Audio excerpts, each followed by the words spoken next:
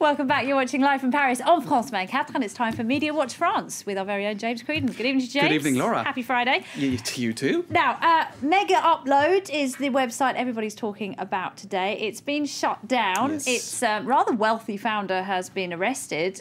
Just tell us a bit more about what this website actually does or did. All right, it was a file sharing website. I think most internet users in this day and age have some familiarity with one of these sites that you can share films that you have on your computer with others, and you can more, I suppose, interestingly benefit from their stash of films. So it's sort of in one of those grey zones between legality and illegality, because the whole idea is if you're sharing films, it's kind of like a virtual version of me giving you a copy of my DVD for the weekend. Well, why can't I do the same thing with the file of that DVD that I have on my computer with my virtual friends on sites like Mega Video? So because I have to give you the DVD back, I imagine. Right. Well, you see, this is the thing. I suppose that's where the grey zone comes in. But I see your point. So yes, it apparently, according to the US Department of Justice, accounted for 4% of internet traffic worldwide on a daily basis, 25 million users every day, and they've been charged with copyright theft, racketeering, and money laundering. But of course, what they're most known for is file sharing. Now, the thing is,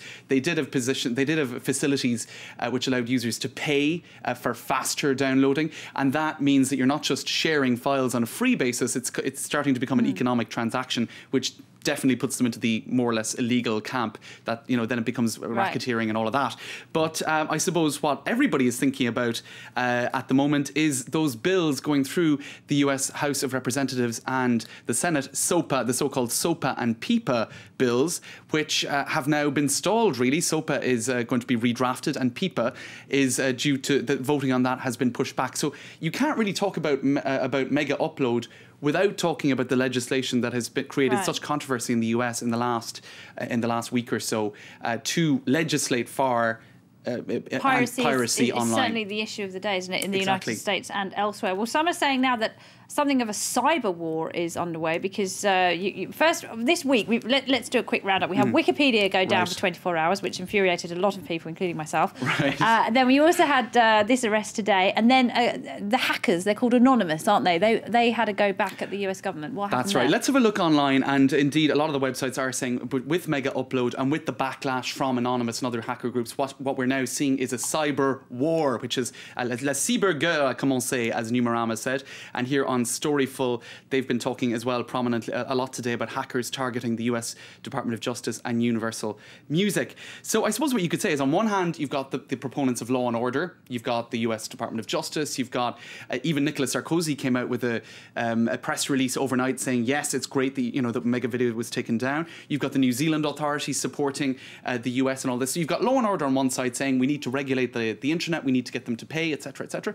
And then you've got the proponents of freedom, anarchy online, such as Anonymous. Now let's take a look at a video that they put up online warning the US government against, you know, taking down websites such as Mega Upload. Let's take a look. As you have witnessed, the solidarity and the will to resist have been rising among the people. You know how powerful we are when we mobilize. Look at Wall Street, the October 15th demonstrations and the Arab Spring. You fear us. You are desperately trying to figure out new ways to keep us silenced. But unlike the people in your Senate, our voices and minds cannot be bought nor silenced with threats. We will settle for freedom, and freedom only, and when we achieve it, not even then will we rest. Oh, that reminded me of that old Carpenters song. Do you remember? Calling occupants. I don't remember, but keep singing, please. No, I'll leave it there. Just to comment on that, what they did there, they tied it in with the Arab Spring, with the Occupy movement. They're saying that this is a whole movement towards freedom. The internet is not a space to be regulated. It is a space for freedom of expression.